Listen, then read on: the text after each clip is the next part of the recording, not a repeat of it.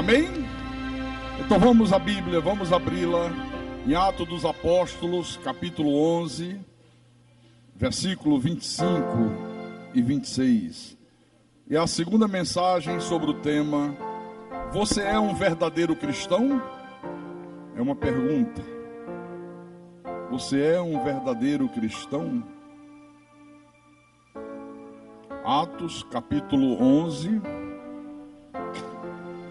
versículo 25 e 26. E diz assim o texto bíblico: e partiu Barnabé para Tarso à procura de Saulo. Tendo-o encontrado, levou-o para Antioquia.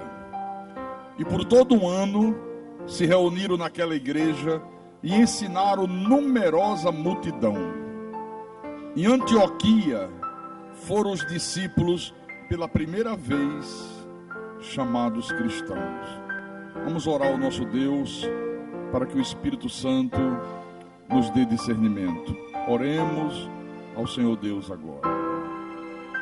Senhor Jesus Cristo, como é bom nós estarmos aqui reunidos, Senhor, no Teu santuário, no Teu santo templo, nesse lugar bom, nesse lugar onde a Tua igreja se congrega, onde nós recebemos o maná celestial, o alimento da nossa alma, nesse lugar onde o Teu Espírito nos ensina as coisas profundas dos céus, onde nós aprendemos da Tua palavra, aprendemos da Tua verdade, porque nós só podemos servir ao Senhor da maneira que o Senhor quer ser servido, se nós temos um conhecimento de Deus. Quando nós não temos conhecimento do Senhor, nós somos ignorantes.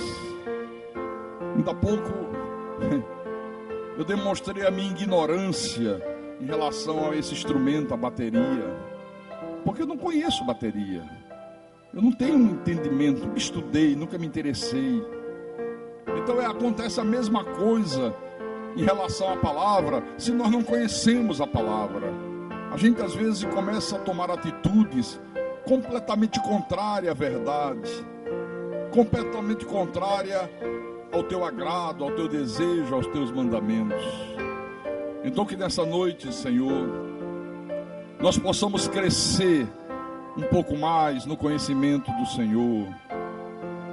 Fala à Tua igreja, fala aos Teus escolhidos, aos Teus pequeninos, às ovelhas do Teu rebanho, aqueles que o Senhor predestinou em amor para a salvação. Usa-me como Teu profeta, como Teu pastor. Inspira-me, capacita-me, fala através de mim. E eu Te peço isso porque a minha suficiência, ela vem do Senhor. Não é uma capacidade humana, não é uma capacidade da carne. Tem que ser por uma completa revelação divina. E que tudo que for proclamado desse altar, meu Pai, que seja para a Tua honra, para a Tua glória, para o Teu louvor e para o crescimento espiritual do Teu povo. Eu Te peço em nome de Jesus, e que todos que creem digam amém. Diga amém. Graças a Deus. Meus irmãos amados, minhas irmãs em Cristo, povo de propriedade exclusiva do Deus vivo, eu disse aqui no culto de hoje de manhã que para a pessoa ser um verdadeiro cristão, ela tem que ser primeiramente um discípulo de Cristo. E você deve estar lembrado, se você esteve aqui hoje de manhã, que eu citei algumas características do verdadeiro discípulo. Como é que você sabe se você é verdadeiramente um discípulo de Jesus? Eu disse que o verdadeiro discípulo, ele imita Cristo, ele quer sempre estar junto de Cristo, ele produz frutos para a glória de Deus, ele sente vontade de conviver com os outros discípulos, e ele tem que ser um fazedor de discípulos. Vocês estão lembrados disso? Estão lembrados? Só que existem outras características que identificam o verdadeiro cristão. Por exemplo, o verdadeiro cristão, ele é servo de Cristo. Olha, a grande maioria das pessoas que se apresentam como sendo cristãs, elas não apresentam essa característica de servos. Pelo contrário, a grande maioria vai à igreja para ser servido, não para servir. Eu pergunto a você, quando você vem à igreja de Jesus, você vem para servir ou para ser servido? Já parou para pensar nisso? Quando a gente vem à igreja, a gente vem para servir, não é para ser servido. Nós tivemos um tempo, um senhor que congregou conosco aqui, e o filho e a nora desse homem fizeram parte do louvor, do grupo de louvor. No início foi tudo muito bem, as mil maravilhas, ele tocava, a nora, a esposa que era a nora desse homem, cantava, as mil maravilhas. Só que com o passar do tempo, começaram a relaxar, já não davam mais prioridade às coisas de Deus, já não vinham mais aos sábados participar dos ensaios. E aí o pastor Eric chamou, exortou, disse: olha, não se pode fazer a obra de Deus relaxadamente, tem que fazer a obra de Deus com excelência. E se vocês não mudarem, se vocês não quiserem levar a sério as coisas de Deus, eu vou afastar vocês vão ficar apenas sentados no banco como membro. Aí quando esse senhor soube disso, ele disse assim: se tirar o meu filho do louvor, eu saio na hora. Aí o pastor Érico tirou. E ele na outra semana já não veio mais, e até hoje, né? Até hoje. E pelo que eu sei, está com a vida destruída, até a beira da morte, né? O outro disse assim: olha, eu acho que o almoço na igreja deveria ter um preço simbólico, deveria custar, por exemplo, R$2. Você vê, quer dizer, uma pessoa que tem esse tipo de pensamento, ela não quer servir, ela quer ser servida. É gente que ainda não entendeu o espírito da igreja de Jesus. Quem pensa dessa maneira, não entendeu o que é, na verdade, a vida cristã, não tem a mínima ideia do que é ser servo, não sabe o que é ser servo de Jesus. Sim, com dúvida nenhuma que não sabe. No livro de Lucas, abra aí, capítulo 17, olha o que Jesus diz aqui. Lucas capítulo 17, versículo 10. São palavras dele. O Senhor diz assim: assim também vós, depois de haver desfeito quanto vos foi ordenado, dizei: somos servos inúteis, porque fizemos apenas o que devíamos fazer.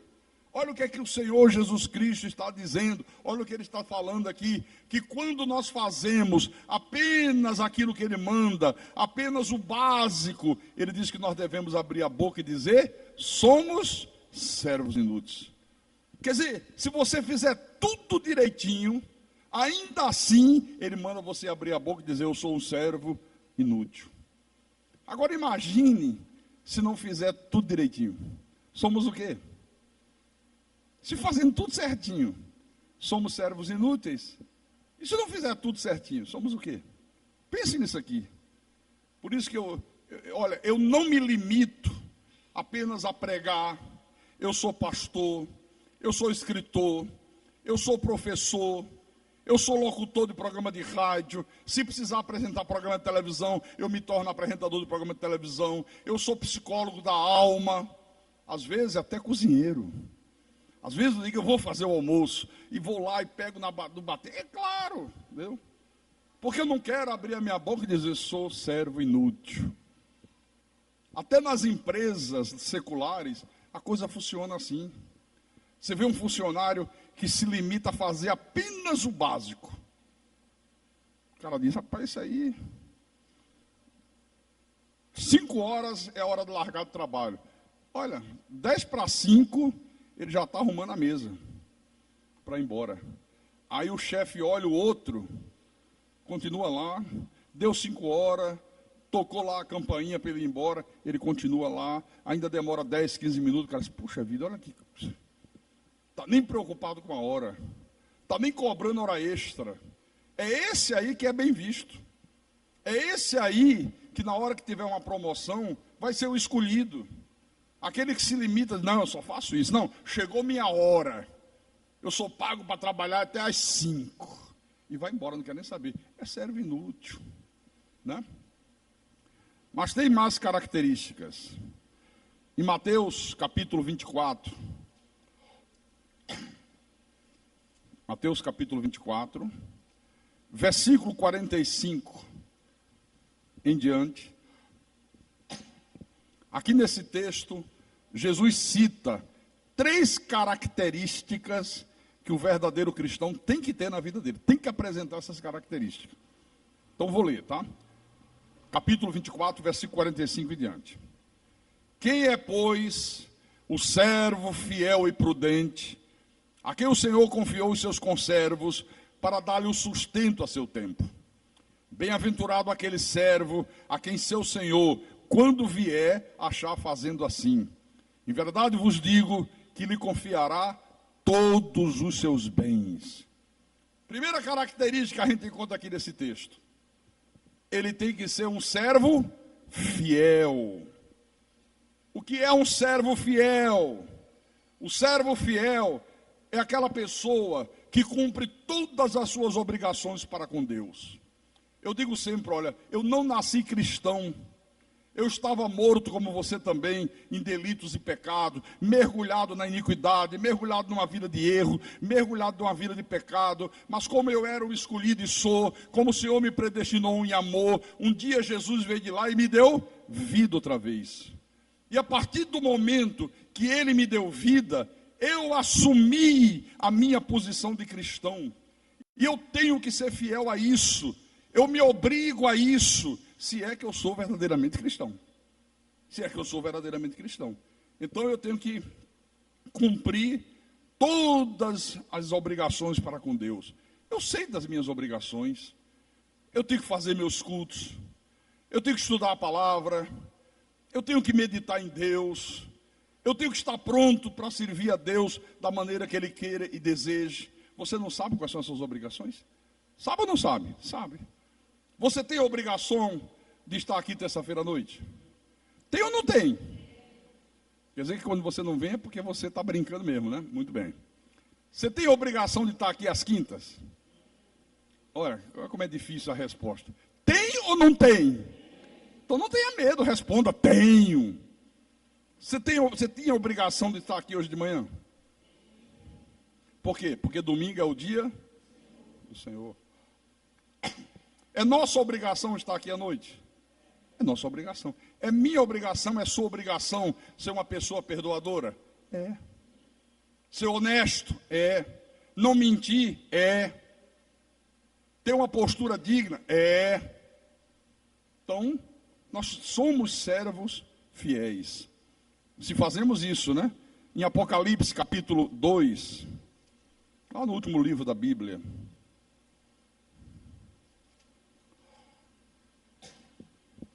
versículo 10.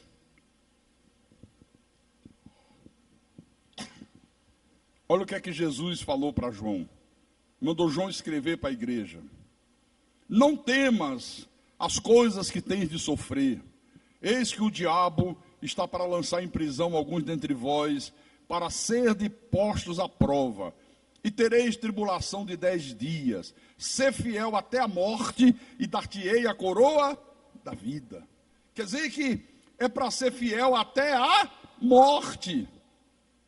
Não pode ser fiel apenas de vez em quando. Não pode ser fiel apenas quando está querendo receber alguma coisa de Deus. Porque tem gente que quando precisa de Deus é de uma fidelidade impressionante. Começa a ser fiel, começa a frequentar os cultos, não quer faltar à igreja, quer colocar Deus em primeiro lugar, está com suspeita de uma doença maligna, o cara se apega com Deus, que é uma beleza. Na hora que passa a tempestade, aí acaba a fidelidade. Quer dizer que é uma fidelidade interesseira. Segunda característica desse texto aqui. Ele é um servo prudente. Ele falou fiel e prudente. O que é um servo prudente, hein? É aquela pessoa que faz de tudo para não cometer erros, para não causar danos à igreja, não causar danos ao corpo de Cristo, não causar danos à obra de Deus.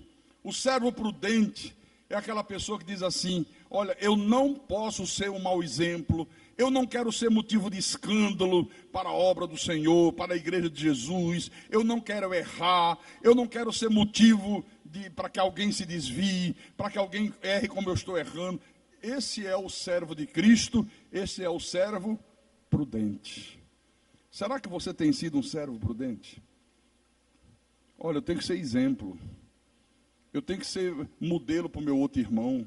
O outro irmão tem que olhar para mim e aprender comigo. Eu sou exemplo para ele. Eu não posso servir de pedra de tropeço para o outro. Terceira característica. Ele é um servo produtivo. É o que Jesus está falando aqui. Olha, tem gente que é impressionante, irmão. Entra ano, sai ano e não produz absolutamente nada para o reino de Deus. Não produz nada em prol da obra, não faz nada, não se envolve nada. A pessoa se limita apenas a vir, quando vem, no dia de culto, e às vezes vem um culto, não vem outro, se limita a vir, sentar o bumbum no banco e ouvir a pregação. Não conte com ela para nada, que ela não vai fazer nada. Não se envolve nada, não faz nada, não produz nada. Quando o cristão tem que ser um servo produtivo, tem que produzir alguma coisa. Quarta característica. Ele serve de boa vontade. Abra em Efésios capítulo 6, para ilustrar melhor ainda isso aqui. Efésios capítulo 6,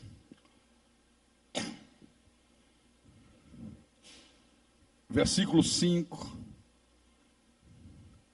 O apóstolo Paulo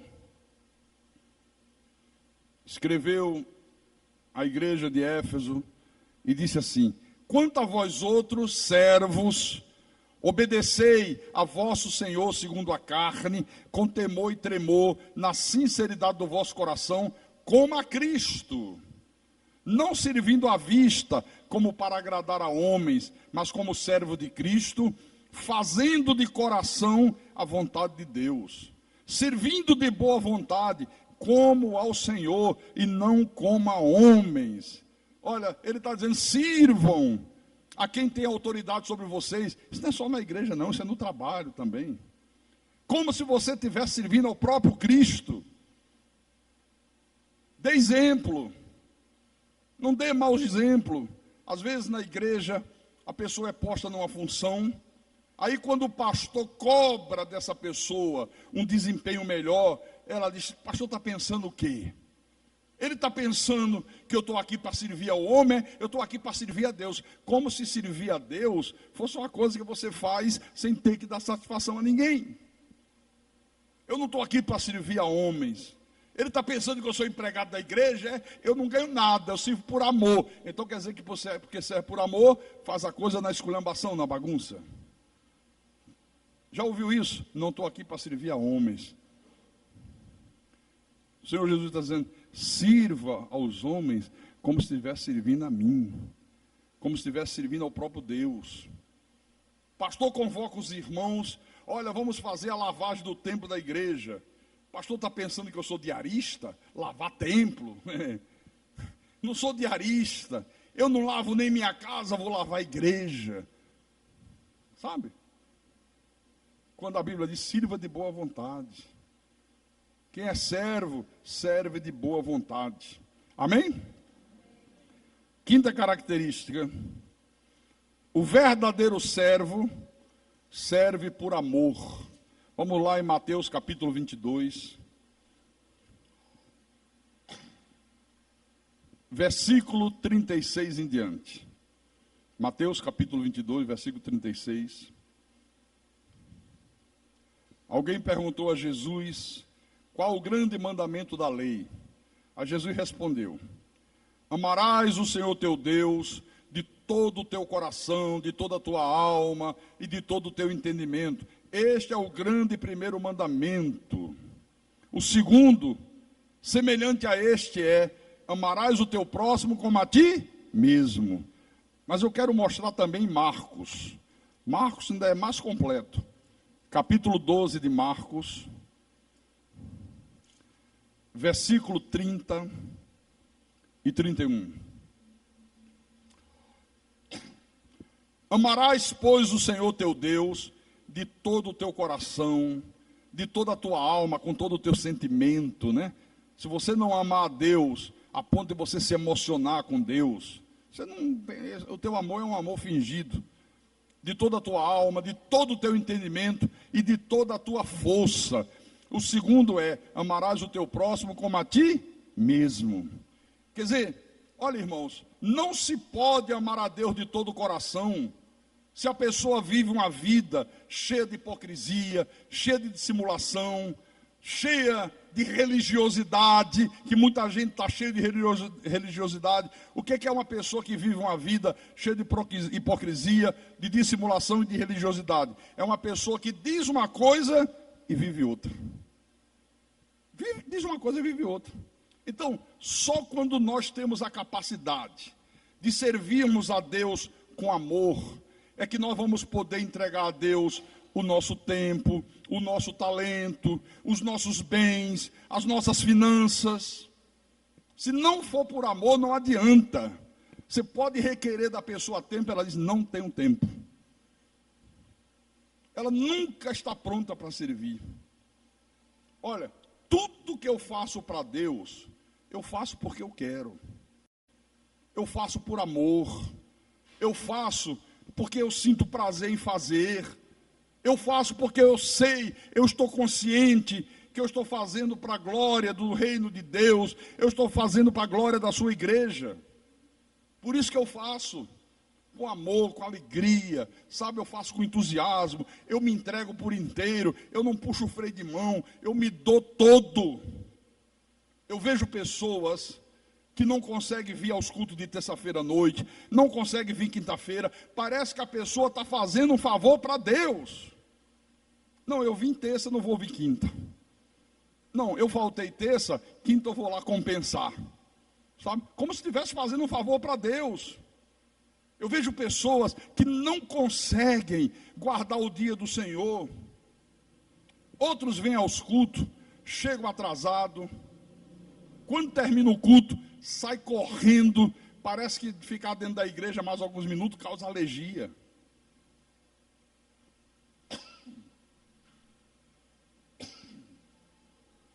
Agora, observe o que acontece, por exemplo, no futebol. Futebol, quarta-feira à noite. Você sabe que hora começa um jogo de futebol às quartas-feiras ou quinta-feira à noite? Que hora começa? 10 horas da noite. Eu pergunto, o estádio fica vazio? Os torcedores reclamam e dizem: ah, não, isso não é hora de ter jogo. E a segurança? Como é que eu vou assistir um jogo 10 horas da noite? 1h30 de jogo, mais 15 minutos de intervalo. Lá se vai 11, 15 para meia-noite. Vou sair do estádio, só vou conseguir pegar um ônibus 00:30, vou chegar em casa 1h, 1h30 da manhã. Você vê alguém reclamar isso e dizer que não vai? Não, o cara vai. A pessoa vai assistir um show de um artista qualquer, Roberto Carlos, Chitãozinho Chororó, Fagner. Aí ela entra na casa de show, na casa de espetáculo, ela entra 10 da noite. O artista principal só vai se apresentar 1h30, 2 horas da manhã. Todo mundo espera. E o cara chega 2 horas, canta 1h30, quer dizer, vai terminar 3h30 da manhã. Todo mundo feliz, todo mundo alegre, ninguém reclama. Ninguém reclama. Na igreja a gente vê o contrário, né? Culto 7 da noite. A pessoa já não vem. Domingo. É uma dificuldade impressionante. Lembra do que eu falei sobre a fidelidade? O servo fiel, ele cumpre todas as suas obrigações para com Deus. Diga para o irmão, o servo fiel, ele cumpre todas as obrigações para com Deus. Diga para o teu irmão e ele diz para você, o servo não escolhe horário, não escolhe dia. Não escolhe hora, não escolhe dia. Ele serve. Aleluia. Não escolhe, não tem o que escolher. É na hora que Deus precisa dele. Nós fomos chamados para servir. Chamados para servir. Diga glória a Deus. Você vê. Eu dei o exemplo hoje de manhã da pastora Sandreli. Lembra? Está ali ela ali, ó. Veio comigo. É a pastora. Ela podia dizer, poxa vida, eu venho contigo, aí tu quer que eu fique na cozinha, preparando almoço para os irmãos, eu queria assistir o culto. Ela disse, não, tudo bem, eu faço, eu vou só peço para eu assistir aqui atrás, senão não dá tempo de eu preparar, que aí eu fico à vontade, não preciso me aprontar para sentar na igreja, sair do meio do culto, atrapalhar o culto. Quer dizer, é assim, quem é servo, não escolhe dia, nem escolhe horário. Ele simplesmente serve. Simplesmente serve. Sexta característica. Para ser servo, tem que ter nascido de novo. Vamos lá no livro de João, capítulo 1.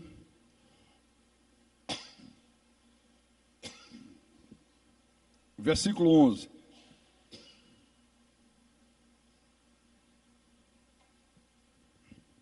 João capítulo 1, versículo 11 em diante. Então diz assim, ele veio para o que era seu, e os seus não o receberam. Mas a todos quantos o receberam, deu-lhes o poder de serem feitos filhos de Deus, a saber, aos que creem no seu nome, os quais não nasceram do sangue, nem da vontade da carne, nem da vontade do homem, mas de Deus. Olha, para ser filho de Deus, tem que ter nascido de novo.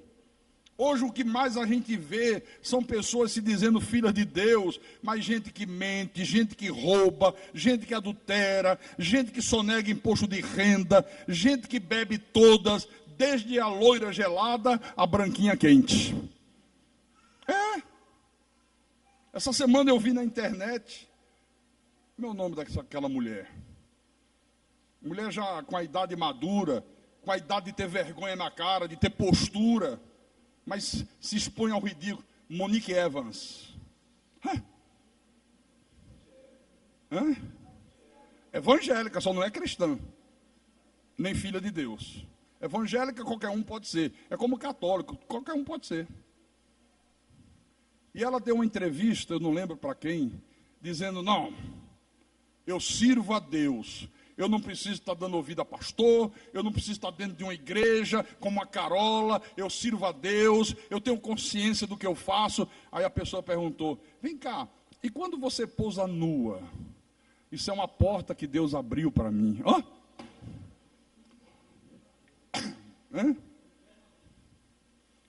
Ela não disse que Deus, né? Deve ser o Deus Baal, Beuzebur, né? Ela só não disse que Deus. Mas a pessoa diz que é filha. Não, eu sou cristã. Não, eu sou filha de Deus. Se prostitui, né?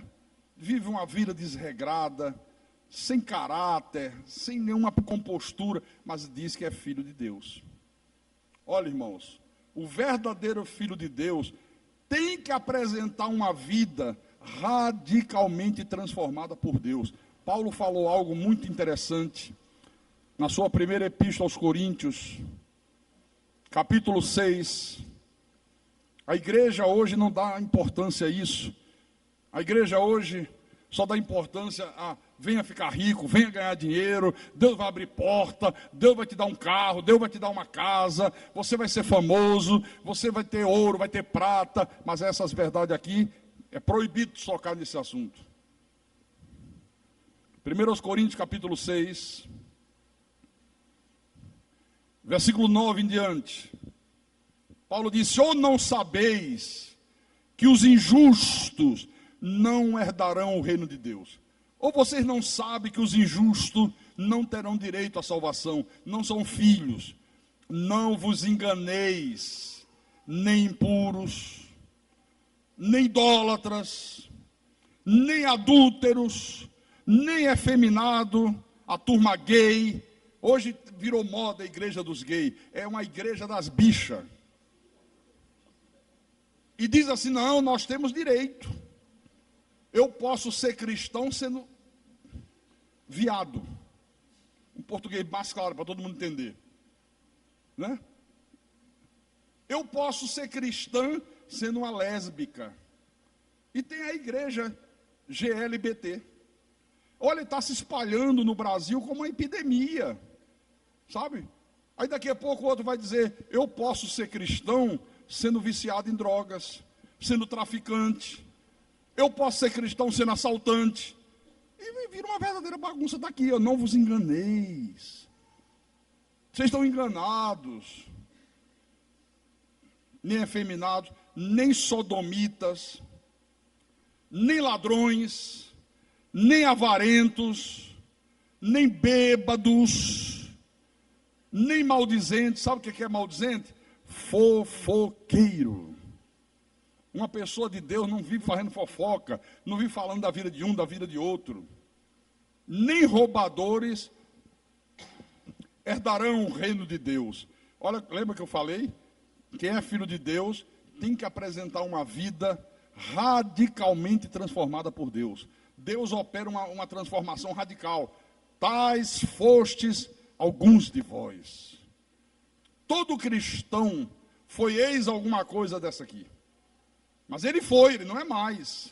Tais fostes alguns de vós, mas vós vos lavastes, mas fostes santificados, mas fostes justificados em o nome do Senhor Jesus Cristo e no Espírito do nosso Deus. Aleluia. Quer dizer que se não apresenta a vida radicalmente transformada, não é cristão, não é filho. Para você não ter dúvida, capítulo 5 dessa mesma epístola. Capítulo 5, versículo 9. Agora Paulo diz: já em carta vos escrevi que não vos associasse com os impuros. Já tinha escrito uma carta. Olha, quem é de Deus não pode se associar com os impuros. Mas a igreja não entendeu. Até hoje não entende. A igreja acha que não se associar com os impuros é que não pode ter uma amizade com a pessoa ímpia, que não pode conversar com o vizinho incrédulo. Entende isso? Olha, não dê a paz do Senhor a quem não é crente. Já viu essa babaquice? Essa idiotice? Não pode dar a paz do Senhor. Aí Paulo disse: olha, vou explicar. Vocês não entenderam nada. Refiro-me com isto, não propriamente aos impuros deste mundo, ou aos avarentos, ou aos roubadores, ou aos idólatras, porque nesse caso vocês iam ter que sair do mundo. Eu não estou me referindo ao mundo lá fora.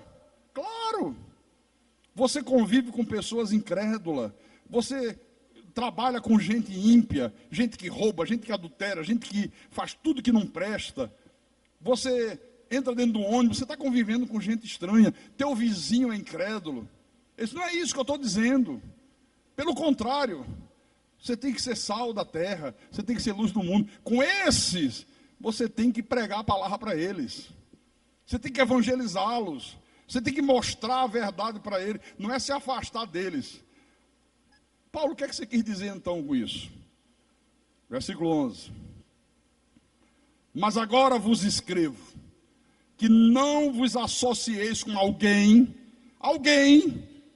seja quem for, membro, diácono, pastor, seja o título que quiser usar, que dizendo-se irmão em Cristo, dizendo-se cristão, dizendo-se servo de Deus, dizendo-se nascido de novo, for impuro, ou avarento, ou idólatra, ou maldizente, ou beberrão, ou roubador. Com esse cara aí, nem ainda com mais. Não sente com ele nem para comer uma fatia de pizza, porque é do diabo. É isso que Paulo está dizendo. Está dizendo com a igreja. Eu estou me referindo para você não se associar com alguém que, dizendo-se de Deus, foram essas coisas aqui. O cara está dentro da igreja, se diz de Deus e é o verdadeiro demônio. Está dentro da igreja, está ouvindo a palavra e de olho na mulher do outro. Ou de olho no marido da outra. Está dentro da igreja, mas é um impuro. A cabeça cheia de impureza, cheia de malícia, cheia de imoralidade. É um pervertido. Mas está dentro da igreja, se diz irmão em Cristo.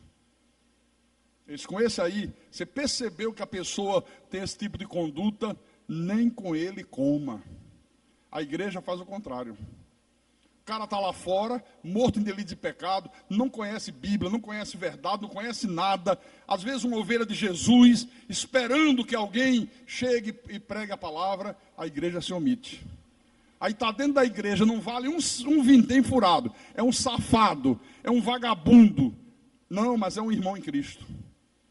Criou até o termo crente carnal. Não, é que ele é crente carnal, mas é crente. Onde é que está na Bíblia crente carnal? Não existe. A Bíblia fala de homem natural e homem espiritual. Não existe esse negócio de crente carnal. Está aqui. Com ele nem ainda com mais.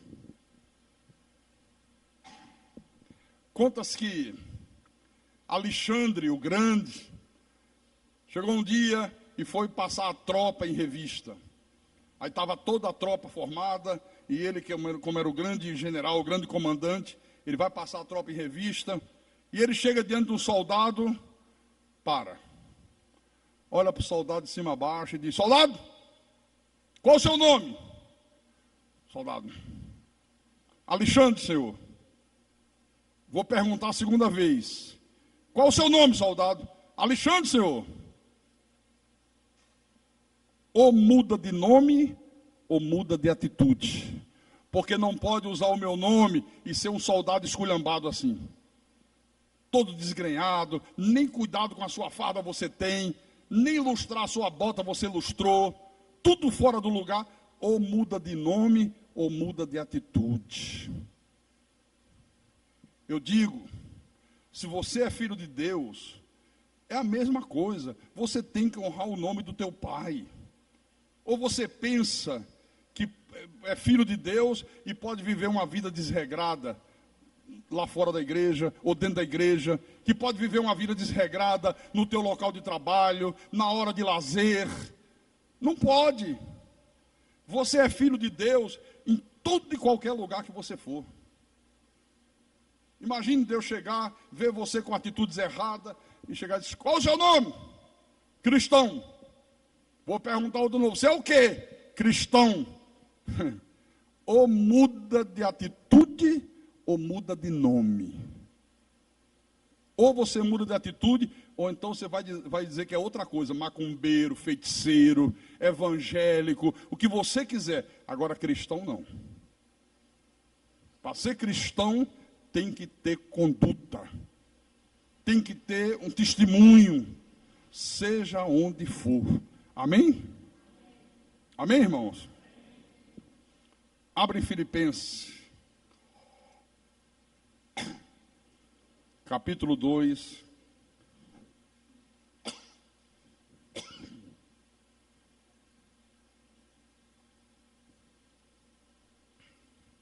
Versículo 14 e 15.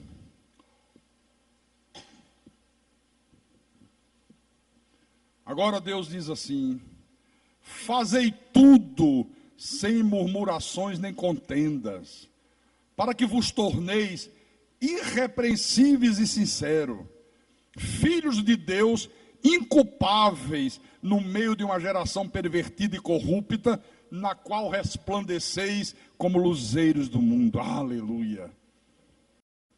Faça tudo sem murmuração, sem contenda. Você tem que se tornar irrepreensível e sincero. Você tem que se apresentar diante da sociedade como filho de Deus, inculpáveis no meio de uma geração pervertida e corrupta. Nós vivemos numa sociedade pervertida e corrupta, e nessa sociedade nós temos que resplandecer como luzeiros do mundo, como luz. Você tem que brilhar, você tem que fazer a diferença. Você não pode ser igual, você não pode ter a mesma conduta, você não pode ter o mesmo procedimento. Não pode. Está aqui, ó. Então, quando você é realmente filho de Deus, quando você se enquadra por inteiro dentro dessas características, dentro dessas exigências de Deus, você tem direito às promessas de Deus na tua vida. Por exemplo, vamos lá em Mateus, capítulo 28. Mateus, capítulo 28.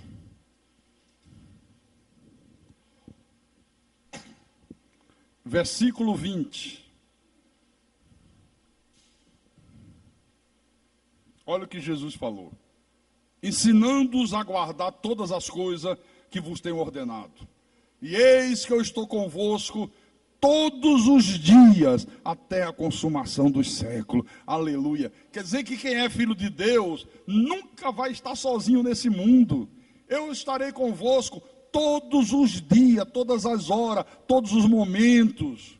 Essa presença de Deus aqui é a garantia que Ele está te protegendo, que Ele está te guardando, que Ele está te livrando de todo o mal. Amém? Agora, só tem direito às promessas quem prova que é filho. Senão não vai ter, querido. Em Romanos 16, Paulo disse uma coisa interessante. Romanos capítulo 16, versículo 20. Ele diz: e o Deus da paz, em breve, esmagará debaixo dos vossos pés a Satanás. A graça de nosso Senhor Jesus Cristo seja convosco. A turma lá fora pensa que esse Satanás aqui é o demônio nos ares. Olha, Deus está dizendo que em breve Ele vai esmagar debaixo dos nossos pés a Satanás. Não, é só você ler o contexto. Ele está falando de pessoas, está falando dos filhos do diabo. Esse Satanás aqui pode ser um marido mau, um chefe perverso, um vizinho que só quer o teu mal. Mas seja quem for esse Satanás, fique tranquilo. A derrota desse Satanás aí já está decretada por Deus, em nome de Jesus Cristo, meu irmão. Pode acreditar nisso.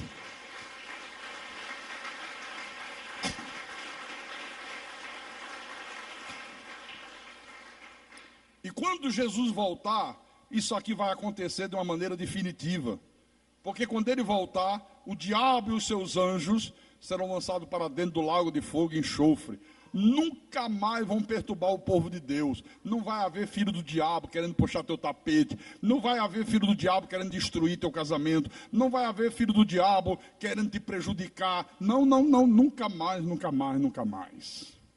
Quando Jesus voltar, essa raça será banida para sempre da face da terra. Diga glória a Deus por isso. Mas tem mais. Em 1 de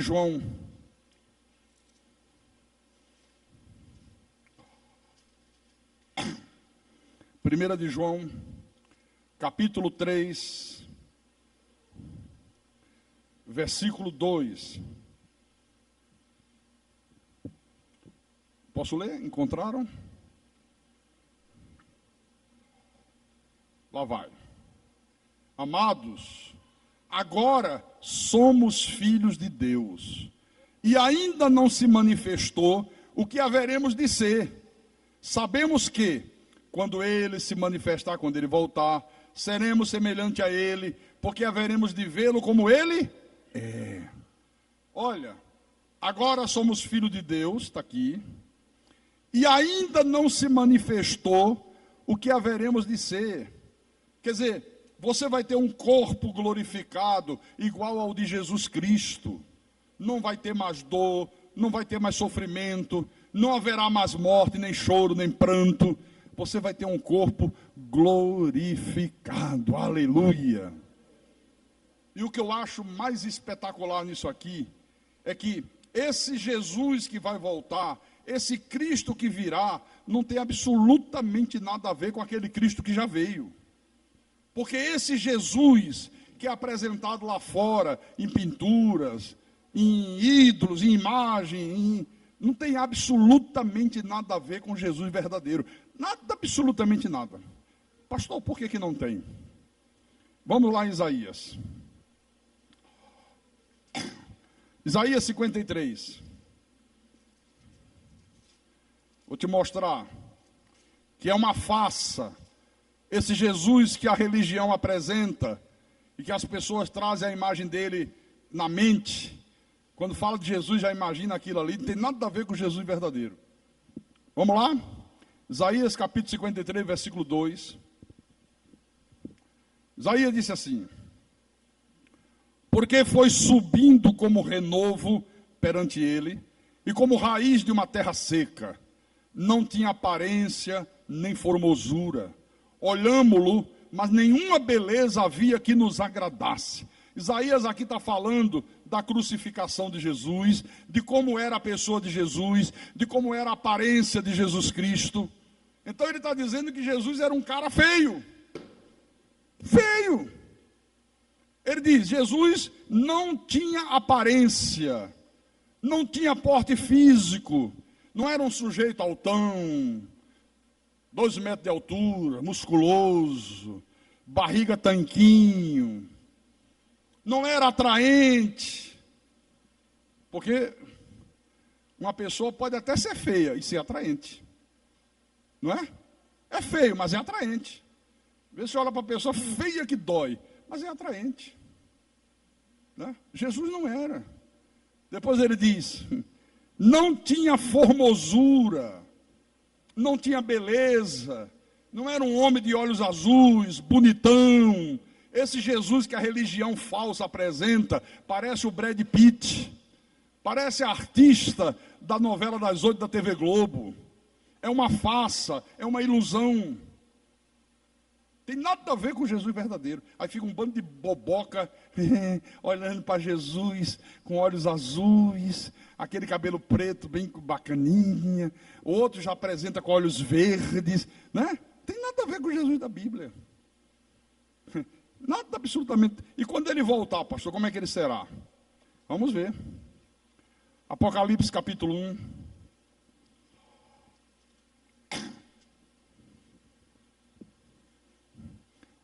Apocalipse capítulo 1.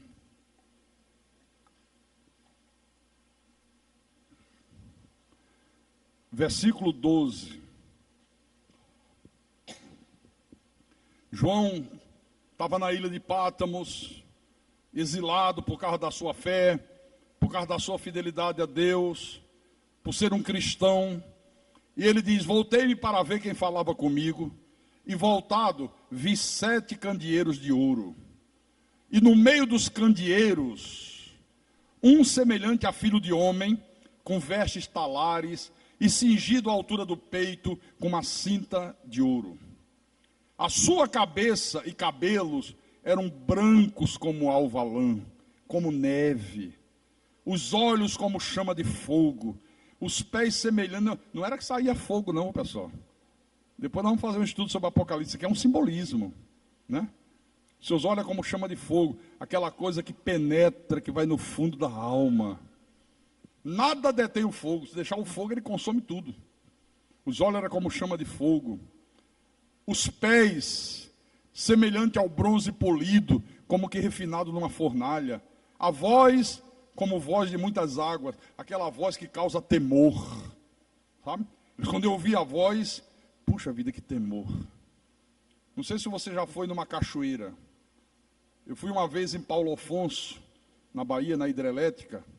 Aí você vai ver, tem um lugar lá que você vai, a queda d'água, a cachoeira, uma velocidade, uma coisa impressionante. Aí eles fizeram uma passarela, você fica bem pertinho assim, uma grade e aqui a cachoeira caindo. Meu irmão, eu não cheguei nem perto. Não, porque dá temor. Parece que aquilo vai arrastar você, parece que aquilo vai te puxar, mesmo tendo uma grade de ferro. como voz de muitas águas. Uma voz que impõe temor, uma voz que impõe respeito, uma voz que faz as pessoas tremerem e temerem. Versículo 16. Tinha na mão direita 7 estrelas, e da boca saía-lhe uma afiada espada de 2 gumes, a palavra que penetra como espada de 2 gumes. O seu rosto brilhava como o sol na sua força, o brilho da glória de Deus. Já experimentou chegar meio-dia, um dia de sol, e olhar para o sol? Você não aguenta, você diz, caramba, meu irmão. O brilho da glória de Deus no rosto de Cristo, do Cristo ressuscitado, é como o sol na sua força. Quando o vi, caí a seus pés como morto. Não há quem não caia prostrado diante dele. Não é essa palhaçada de cair pelo poder de Deus que tem aí fora não, viu? Caiu pelo poder de Deus, vai tomar vergonha, rapaz. Deixe de ser palhaço, deixe de fazer palhaçada e dizer que é Deus que está fazendo isso. Não. Porém, ele pôs sobre mim a mão direita, dizendo, não temas, eu sou o primeiro e o último. Aleluia. Glória a Deus. Que diferença, não? Mas vá lá no capítulo 19. Capítulo 19 de Apocalipse. Versículo 12. Olha que diferença. Os seus olhos são chamas de fogo. Na sua cabeça há muitos diademas. Tem um nome escrito que ninguém conhece senão ele mesmo. Está vestido com um manto tinto de sangue. E o seu nome se chama o Verbo de Deus. E seguiam-nos os exércitos que há no céu, montando cavalos brancos, com vestiduras de linho finíssimo, branco e puro. Sai da sua boca uma espada afiada, para com ela ferir as nações. E ele mesmo as regerá com cetro de ferro, e pessoalmente pisa o lagar do vinho do furor da ira do Deus Todo-Poderoso. Tem no seu manto e na sua coxa um nome escrito, Rei dos Reis e Senhor dos Senhores. Aleluia. Completamente diferente, né, irmãos? Então veja, se você se enquadra dentro das exigências de Deus, para ser um discípulo de Cristo, para ser um servo de Cristo, para ser um filho amado de Deus, então você é verdadeiramente cristão. Se você não possui essas características, que nós já vimos uma parte de manhã, estamos vendo hoje outra noite, olha, você não é cristão, você não é discípulo, você não é servo, você não é filho de Deus, você é apenas mais um religioso na face da terra. Em outras palavras, um impostor. E o que é mais grave, não terá direito a viver eternamente com Deus. Puxa, pastor, tem algumas coisas que eu não me enquadrei. Trate de se enquadrar. A partir de agora se enquadre. Porque senão não é. Não é mesmo. Mateus, capítulo 25.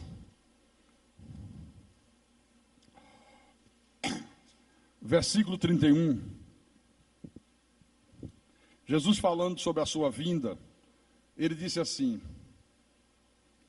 quando vier o Filho do Homem na sua majestade, e todos os anjos com ele, então se assentará no trono da sua glória, e todas as nações serão reunidas em sua presença, e ele separará uns dos outros, como o pastor separa dos cabritos as ovelhas, e porá as ovelhas à sua direita, mas os cabritos à esquerda.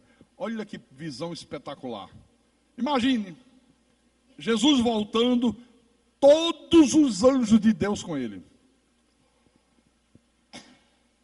Todas as nações reunidas na presença dele. E ele olhando e dizer, você é ovelha, lado direito. Cabrito, esquerdo. Ovelha. Não, a outra lá, cabrito, bota para cá. E vai separando um dos outros. Versículo 34.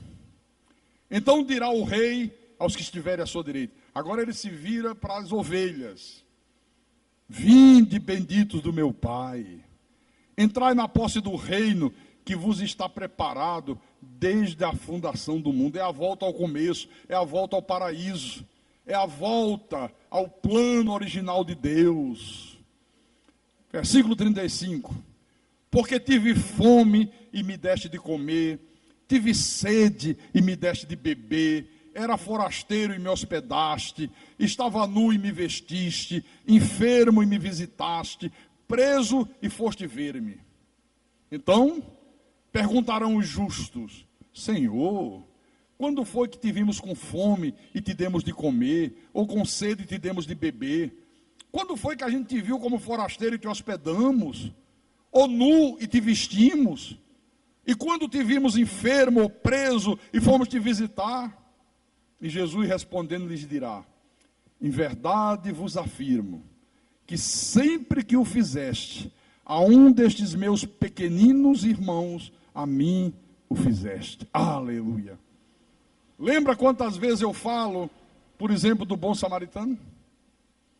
Lembra? Eu digo, olha, trazer bom samaritano é dar pão a quem tem fome. Você está trazendo para o próprio Deus. Senhor, quando é que nós te vimos com fome e te demos comida? Todas as vezes que fizeste a um desses pequeninos irmãos, a mim o fizeste.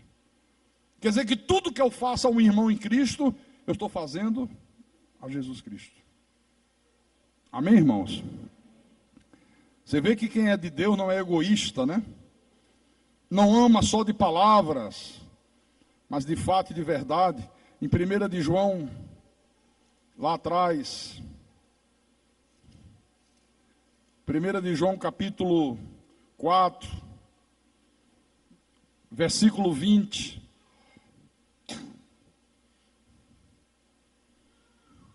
É por isso que eu me dou por inteiro pela igreja. Eu não quero saber se as pessoas reconhecem que eu me dou por inteiro. Eu não espero recompensa de homens. Eu não espero aplauso de ninguém. Sabe por que eu me dou por inteiro? Porque eu sei que eu me dando por inteiro para você, eu estou me dando por inteiro para Ele. O carinho que eu tenho por você, a atenção que eu tenho por você, é a atenção e o carinho que eu tenho por Ele. Capítulo 4, versículo 20. Se alguém disser, amo a Deus, e odiar a seu irmão, é mentiroso. Pois aquele que não ama a seu irmão, a quem vê, não pode amar a Deus a quem não vê. Ora, temos da parte dele este mandamento, que aquele que ama a Deus, ame também a seu irmão. Se você não ama a teu irmão, a quem você está vendo, João diz, você não pode amar aquele que você não vê. Você é um mentiroso, você é um impostor. Se eu fico indiferente ao meu irmão, como é que eu vou ter atenção para Deus? Ele disse, você não pode ter atenção para Deus. Se você não é capaz de ter atenção por aquele que você está vendo, como é que você vai ter por aquele que você não vê? Se você não tem consideração com o teu pastor viaja, deixa a família, deixa os filhos, passa 15 dias na tua companhia aqui, e você não tem consideração, falta o culto. Ele está dizendo, você não tem consideração para com Deus também. Se você não está tendo consideração com esse homem que você vê, que os seus olhos veem, que você testemunha o quanto ele se dá por você, o quanto ele se sacrifica por você, você não pode ter consideração para com Deus que você não vê. Está na tua Bíblia? Tá? Porque na minha está. Num português claro. Viu? Volte lá para a gente terminar. Em Mateus. Mateus 25. Vamos concluir. Agora, a giripoca pia. Porque agora ele fala com a turma da esquerda. E vai ter muita gente nesse lado que vai ficar surpreso no último dia. Gente que vai se apresentar diante dele com Bíblia. Ah, Jesus é maravilhoso, olha como ele é lindo. Olha que visão extraordinária. Glória a Deus, Senhor, aleluia, aleluia. Farinha no prato, farinha na cuia, não sei o quê, não sei o quê.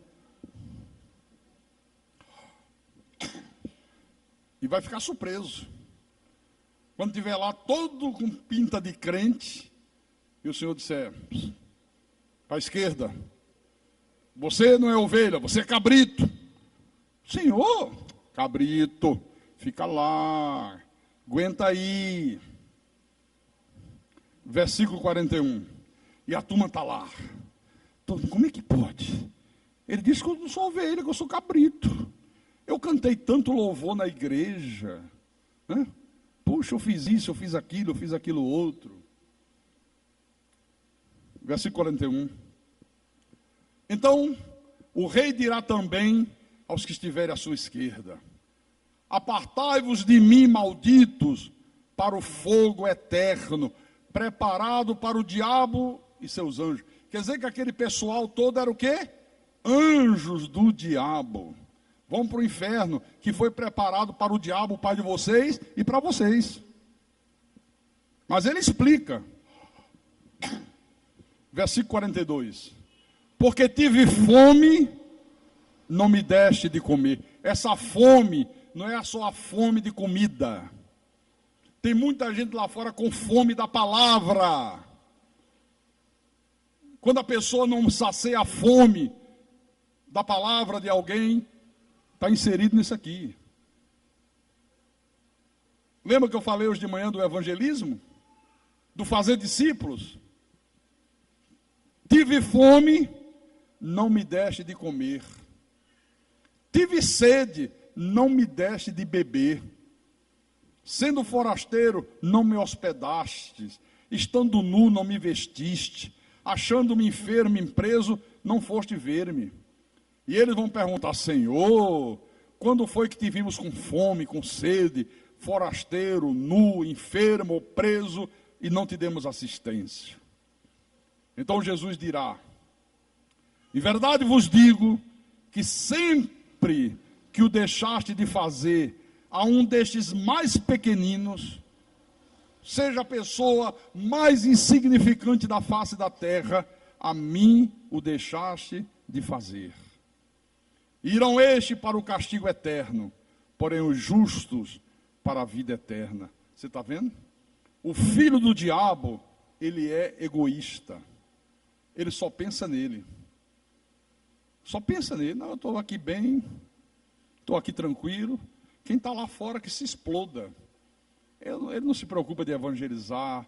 Ele não se preocupa com o vizinho lá que está morrendo de fome da palavra, morrendo de sede da verdade. Ele não está nem aí, ele é egoísta, só pensa aí. Ele acha, não, eu estou bem e o resto que se dane. Quem é de Deus não pensa assim. Ama só da boca para fora. Não tem afeição natural. Sabe o que é afeição natural?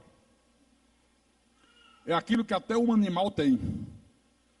Você cria um cachorro, um gato, o animal se afeiçoa tanto a você, que ele não consegue viver mais sem você. Ele não esquece você nunca. Alguém aqui cria cachorro? Eu já criei. E comecei criando um vira-lata, lá no Rio de Janeiro.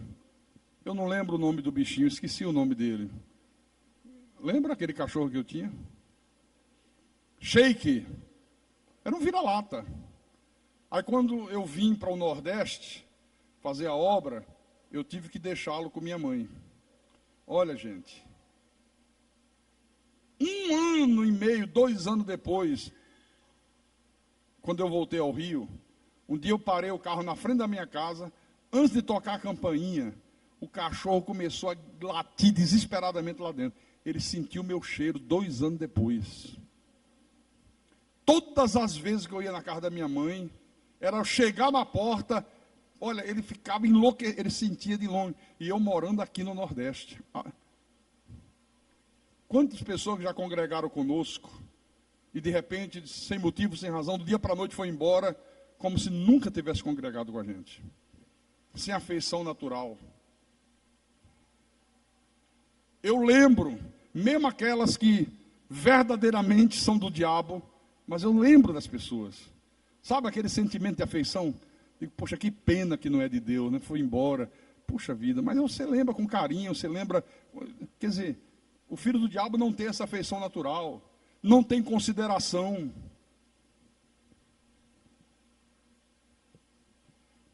Eu quero terminar perguntando: passou no segundo teste? O primeiro foi de manhã. Passou no segundo teste? Passou nesse teste de hoje à noite? Faça um exame da tua vida agora, em nome de Jesus. Quem tem ouvidos para ouvir, que ouça o que o Espírito falou com a igreja nessa noite. Em nome de Jesus e para a glória do Deus eterno.